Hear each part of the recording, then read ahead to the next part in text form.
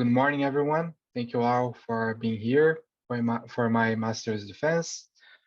My dissertation title is Context-Aware and User Behavior-Based Continuous Authentication for Zero Trust Access Control in Smart Homes. I am Giovanni Rosa da Silva, and my advisor is Professor Aldir Luiz dos Santos, to whom I dedicate a special thanks for guiding me in this research. We follow this agenda with the introduction, definition of the problem, state of the art, our proposal, ZESH, its evaluation, with the conclusion and the future works. So the Internet of Things is an already established paradigm. It follows this structure with a perception, network, middleware, and application layers. Some works don't consider the middleware layers, but recent works already consider this layer between the network and application. The data flows from the bottom to the top, and the control flows from the top to the bottom. We also have the cyber physical social systems that mixes social aspects in the cyber physical systems. And the evolution of IoT, the Internet of Everything, that mixes people, things, and data in a unified process. We have some applications nowadays like smart cities, smart energy, and smart homes. The smart homes are more and more popular nowadays, and it's expected to reach more than a 100 billion market by 2025. So although smart homes are popular, people will still fear for their privacy, security, and safety. As we can see in the video, we have people still fear for including the smart devices in their home because normally it includes a microphone and a camera. And we have common cases where the companies monitor us without our consent. So we have concerns about the technology with fragile security systems, the law sometimes non-existent or weak. We have initiatives like the GDPR in Europe or the LGPD in Brazil. We also have the providers sometimes monitoring us without our consent. And we have the user aspect that can lead to security breaches due to misuse or inexperience. One of the most common architectures for the smart home systems is this one, where we have the smart devices in the local network. They communicate with a gateway that can then communicate with a cloud that has more storage and processing power, and can also communicate with these external services and other systems like smart cities and also smart grids, for example. We see this dependence on the cloud as one vulnerability point in this architecture. So among the attacks in the smart homes, we see that impersonation attacks is the most serious because it compromises the confidentiality, integrity, and non-repudiation. So basically, we have the inhabitants interacting with the smart home, and we have an attacker that steals their credential using other vectors like social engineering, eavesdropping, or man in the middle. And it uses their credentials not only to control the smart home, but also to monitor the user's behavior. And it has consequences on data and physical privacy and user security and safety. With this problem in mind, we defined our research problem, which is how to prevent and mitigate unauthorized access on the smart devices in smart home systems caused by stolen credentials to protect the data and physical privacy of the inhabitants. It comes with some challenges: endure against impersonation attacks, protect all access ways, work from day zero, and be independent of external resources. Then we raised some questions to answer during our research. So the first one is about the common approaches for access control in the smart homes and their effectiveness against impersonation attacks. Second question is how to protect all communication interactions between users and devices. Third one, about the operation from day zero. And the fourth one, about the self-sufficiency of the system regarding external resources. So the current works of the security systems in smart homes against impersonation attacks, they include some approaches like authorization that is able to check for permissions, but already considers the user is authentic in that phase. We have the intrusion detection systems that is able to detect an anomaly, but just after it happened. And we have the continuous authentication that is able to continuously verify the user's authenticities. The current works use behavior and context data with historical and instant data types and cloud and edge computing. We can see a correlation here between the behavior data requiring historical data type and cloud computing, and the context data that can use instant data type and edge computing. The first limitation we want to outline here is that none of the works consider the physical interaction between users and devices. They all rely on intermediaries to enforce access control. Also, the works with continuous authentication, they don't mix context and behavior. And the works using behavior, they require historical data type and cloud computing. So a comparison between the traditional authentication with the continuous authentication, we have, for example, the single sign-on, where we authenticate at the start of the session and it remains valid. And we have, for the continuous authentication, multiple verifications over time. So this approach aims to minimize impersonation attacks, observe and prevent dangerous cases, and provide more convenience to the user. Because as the system knows who is the user, it can personalize the context, for example, turning on air conditioning in the ideal temperature that the user likes, for example. So after that, we formulated our research goal, which is to provide access control to avoid impersonation attacks while keeping the inhabitants' privacy with trustworthy continuous verification and a passwordless approach. Then we raised some objectives to reach the goal. First one is analyze the state of the art of security works in the smart homes, especially focused on against impersonation attacks. Second one, definition of requirements. The third one, proposition of a smart home access control model. And the fourth one, investigation of applying strict rules, environment trust, and user behavior.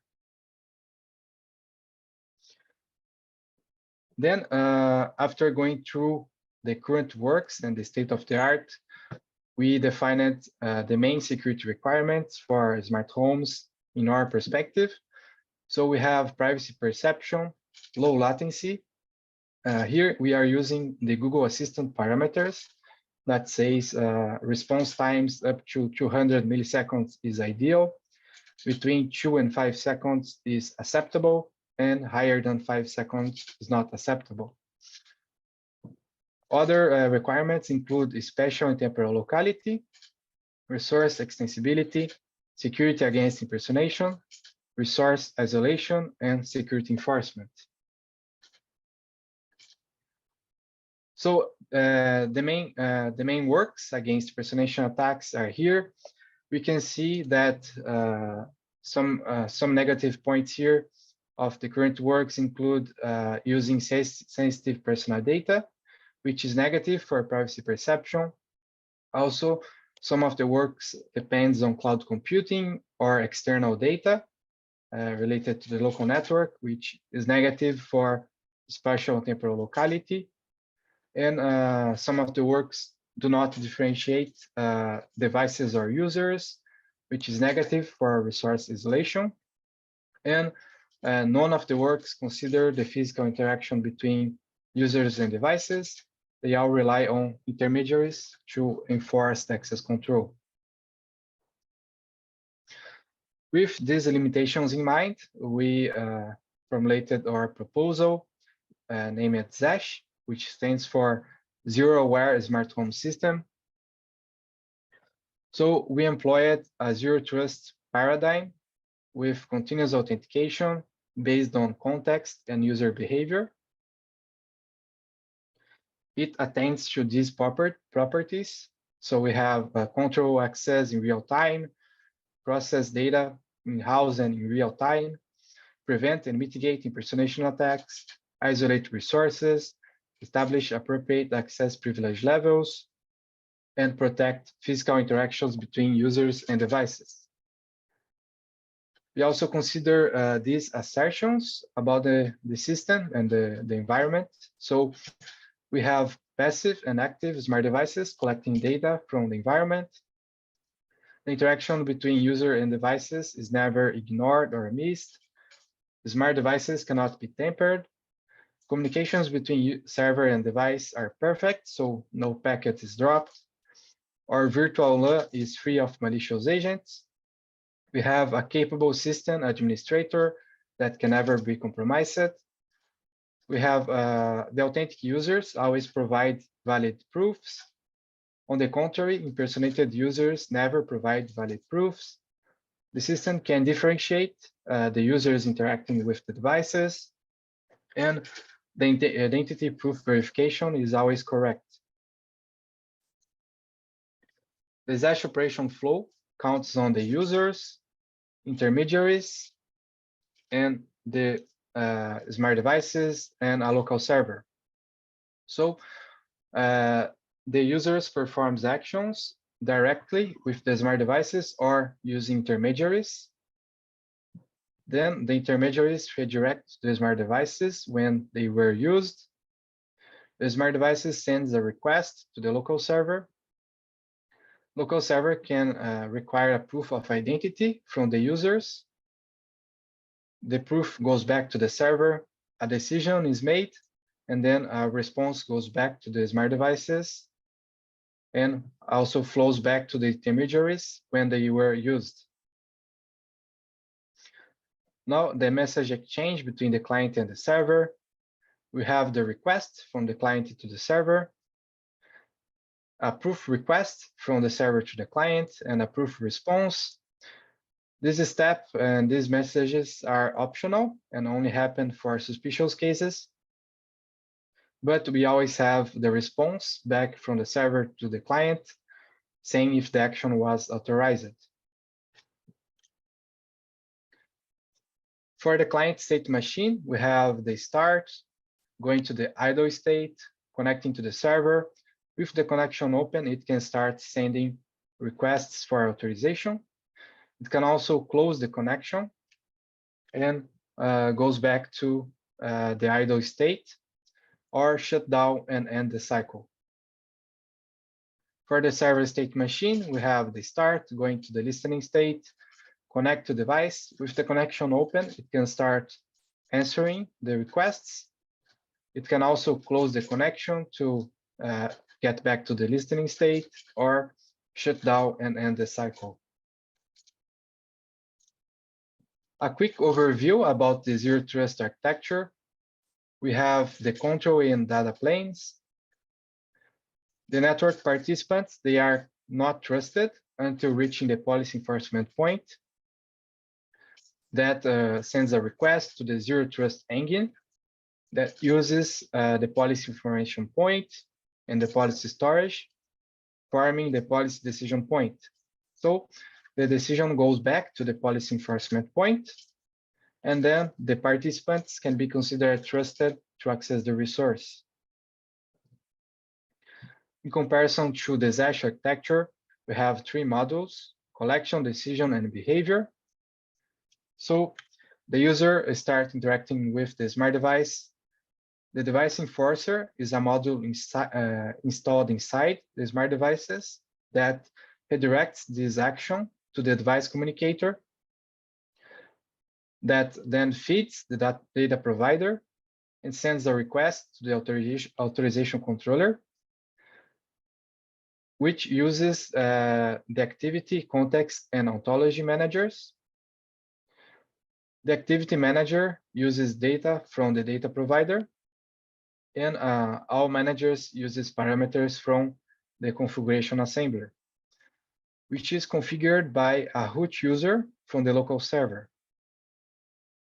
So the configuration assembler is responsible for delivering the parameters where it's needed. So the managers, they make a decision. The decision goes back to the authorization controller that can then require a proof of identity from the user. The proof goes back, and if it's not valid, the authorization controller can send alerts to specific users from using the notification dispatcher. And of course, the decision goes back to the smart devices. In comparison with the zero trust architecture, we can see we have the data and control planes, we have the policy enforcement point, we have the policy storage, the policy information point, and the zero trust engine forming the policy decision point. Now, going to details about the ontology manager. It counts on different device classes, two in this case, critical and non-critical. It counts also on different user levels, four in this case, admin, adult, child, and visitor, and different actions, three in this case, manage, control, and view. So each user level has a list of permissions saying which actions it can do in which user level, in which device class. And this list is inherited from the lower level. So in this example, we can see that only the admin can do everything in the critical devices because it can manage and also inherit other permissions from the lower levels. And for non-critical devices, both adult and admin can do everything, can do all the actions. Now, detailing the context manager. It counts on different context factors. And then we have the context trust value. In the other side, we have the request with the device class, action, and user level. These properties have the security value associated with them. Then we sum the device class with the action and the user level with the action. And the higher value is used to be compared against the context trust. So the context trust needs to be higher or equal than the the required trust by the request to be considered trusted. Otherwise, it's not trusted. Now, going deeper into the activity manager, we have the device's states in a specific time, forming one state. And also we have all possible combination of states. So if we consider devices with binary states, we have the number of possible states 2 to the power of n. And we also have these states organized in a Markov chain, which works with the basic concept that the current state only depends on the last state. So we use this probability not to predict the next state, but to check if it's higher than a threshold to check if it's a suspicious activity. We decided to use this approach here because it's suitable for edge computing, and it also presents a good performance compared to other approaches. So after defining our model, we started our evaluation with the goal to analyze the system robustness, efficiency, extensibility, and performance. We implemented ZASH in the NS3 network simulator. So we simulated 60 days. Each execution took around 14 minutes. We executed 10 times per scenario to get reliable results. We used the 802.11n protocol standard with 2.4 gigahertz band, 20 megahertz channel width, and IPv6 protocol. And we used this machine to run our simulations. We simulated a realistic smart home environment with one router, one local server. We considered 5 users, one admin, one adult, one teenager, one child, and one visitor. 4 user levels, admin, adult, child, and visitor. 3 actions, manage, control, and view. And 2 device classes, critical and non-critical. And 5 context factors, time, localization, age, group, and access way. We employed this data set, simulated activities of daily living with this variant with 60 days and 28 smart devices with binary states. We classified the smart devices in non-critical or critical. They can be active, that generate data from explicit interaction with a user, or passive, that only collects data passively from the environment. The smart devices are deployed in this 3D virtual environment that has one bedroom, one bathroom, a kitchen, an office, and a living room.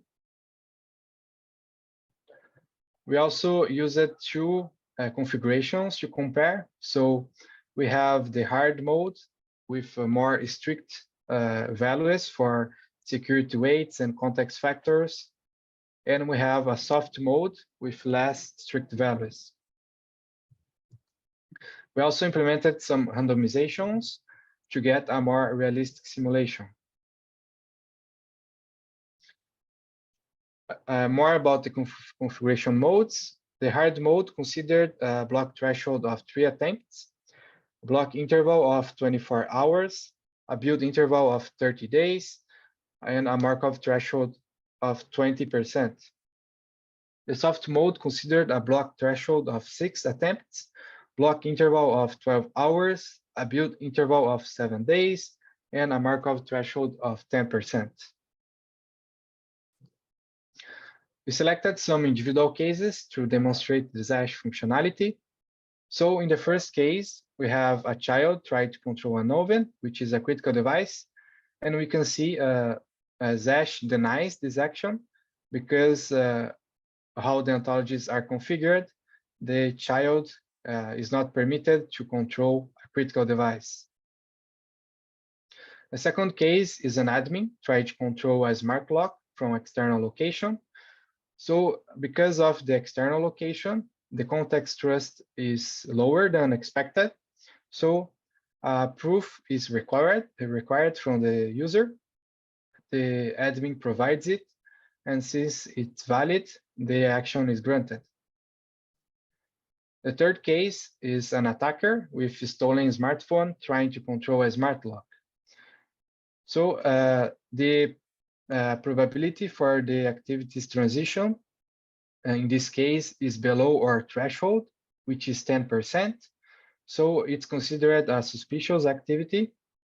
So proof of identity is required. The attacker provides it, but since it's not valid, the action is denied. We also defined some metrics to evaluate the system robustness, efficiency, extensibility, and performance. So starting the analysis of the system robustness, we have the privacy risk that depends on the number of admin users and critical devices. So since admins have the highest privileges, we can say that the more admin users, more users with the highest privileges to be exploited by an attacker, so also higher is the privacy risk. Similarly, for the critical devices, since they have serious consequences if controlled by malicious agents, more critical devices means also a higher privacy risk. For our simulation, we are in this point. We used one admin and 7 critical devices. For device isolation, it depends on the number of user levels, device classes, and action. So in our simulation, we had 4 user levels, 2 device classes, and 3 actions. So we have 24 possible combinations for a request. So if an attacker compromises a visitor, for example, it will only have access to a small portion of the system, and the other parts are protected. Now, for the access control enforcement, it counts on the personal access way, like a smartphone, a home access way, like smart assistants, and requested access way, the devices themselves. It also counts on requests without intermediaries, which is only the requested access way, and requests with intermediaries, that's both the home and personal access way. So due to the uniform distribution for the access way randomization, we have this behavior for the access control enforcement metrics. And also the same for the access control enforcement value, which is always near 0.5. Now starting the evaluation of the system efficiency, we have the access control response time. We expanded this metric to get a deeper analysis. So we have the response time for requests with a blocked user, response time for requests that didn't demand proof of identity, and response time for requests that required proof. So we can see from our results that a different number of attacks do not impact the response time. But we have the tendency of requests without proof to be faster, as expected, because they have one less step. Regarding the blocks, the more attacks, more are the probability of blocks happening. So we have here a higher response time for this case. We also tested for different network conditions. So we considered the good one with 100 megabits per second and 1 millisecond for delay, and the poor one with 10 megabits per second and 50 milliseconds of delay. You can see now we have a high impact in the response time as expected, but still the response time is under ideal considering the smart homes application.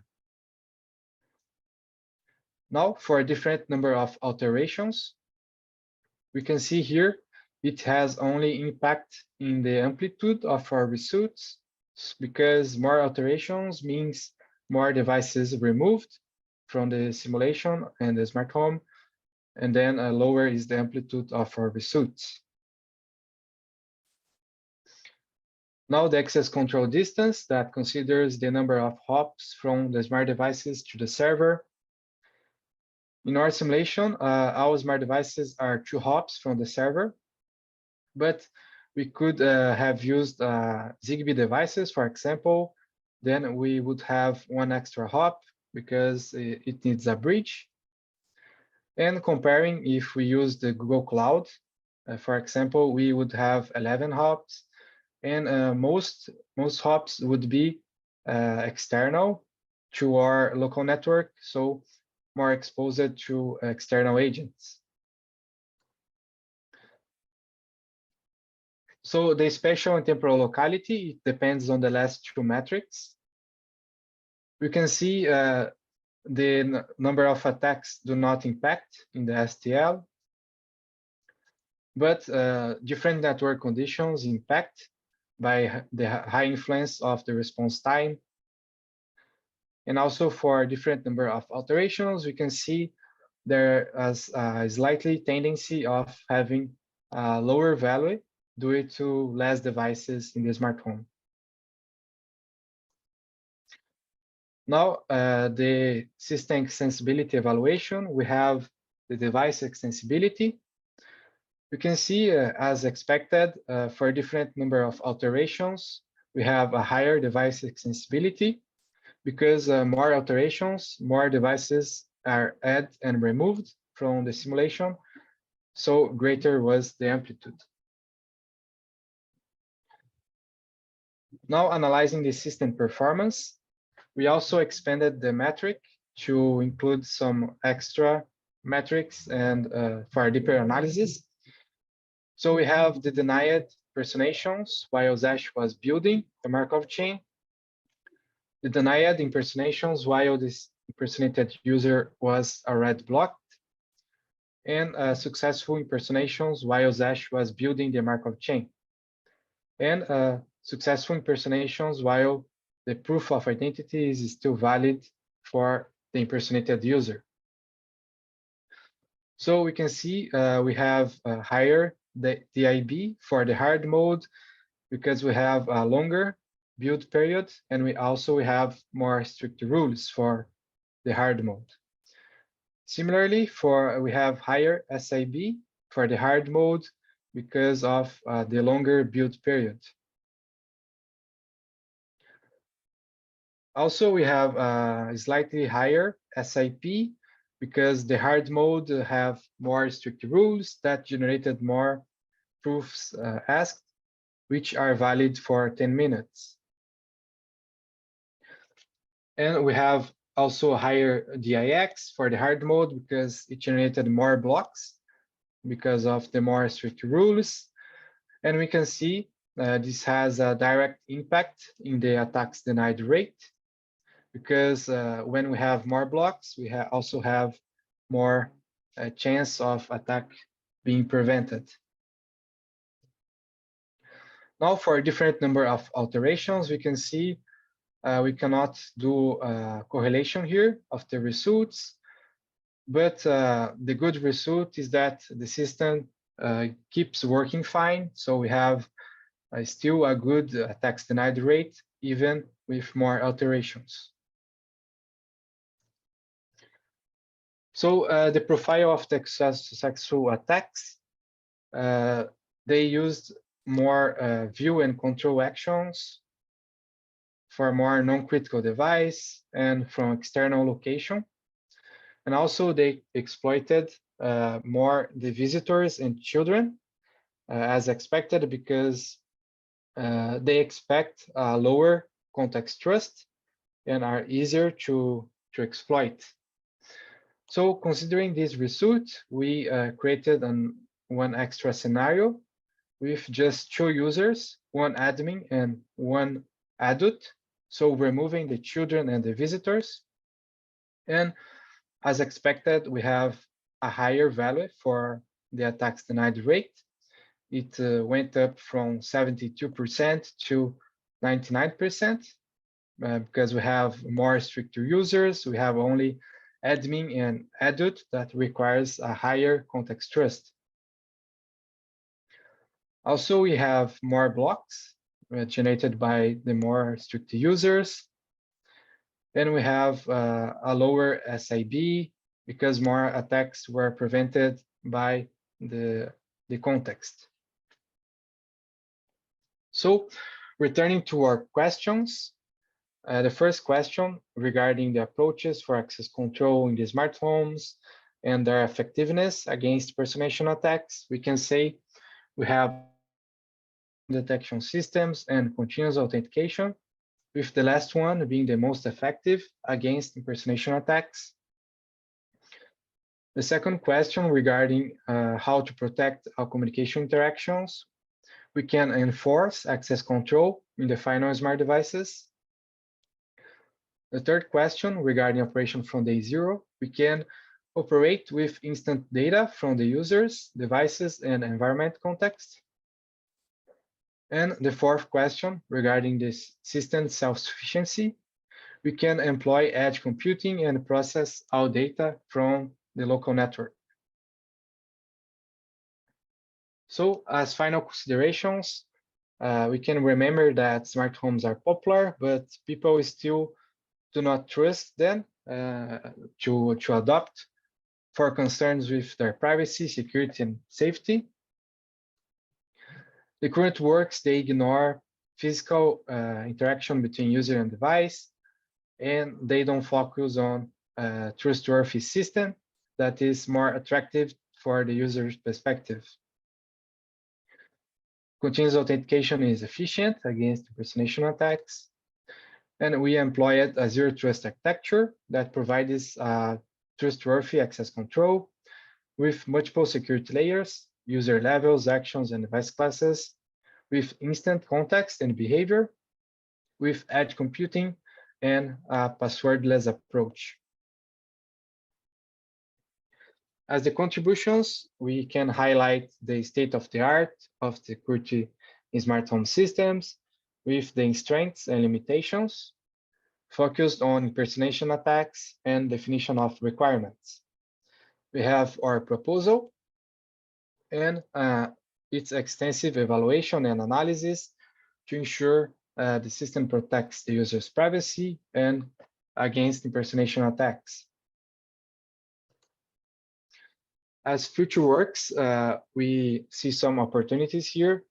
So to cope with simultaneous interactions between users and devices, because it's common to have more than one person living in the same house. So it's important to cope with simultaneous and also concurrent requests. We have the conflicts resolution for the concurrent requests, and it's important to recognize and track the behavior for specific users, so differentiate them. Another opportunity is the analysis with qualitative metrics related to users' behavior. So it's important to evaluate the user's engagement by using the access control, because if they don't engage with the access control, they can bypass it for convenience. So we have to have a special attention with the user experience here. Another future work is protect of special users. So we have children and visitor with specific characteristics. So the visitors are rotating, so we cannot build their behavior profile. And also the children have specific characteristics because they are less patient, so we cannot ask a lot of proofs of identity from them. Another opportunity is the integration with defensive actions like the policy intelligence or notification of specific people, or even triggering smart locks, for example, for defensive actions. Also, enhance disaster robustness and scalability, because we used centralized architecture, but someone could investigate using decentralized or even distributed architecture, always having in mind the restrictions from the smart devices on energy, processing, and storage power. And the last future work we see is increase the impersonations blockage rate according to context. So we could investigate other approaches like hidden Markov chain that can represent the real world better. We also could implement some optimization algorithms to adapt the parameters on the fly, and also minimize the impact of adding and removing device from the Markov chain, for example. So we have one publication of the initial architecture and a preliminary evaluation in the SPSEG 2021. And we have two more preparations. So we are writing a survey of the state of the art about security works with the main attacks and requirements focused on impersonation attacks with countermeasures and a comparison. And another paper of the analysis and discoveries on the application of our proposal in a realistic smart home network. So that's it. Thanks for your attention, and I'm now open to questions.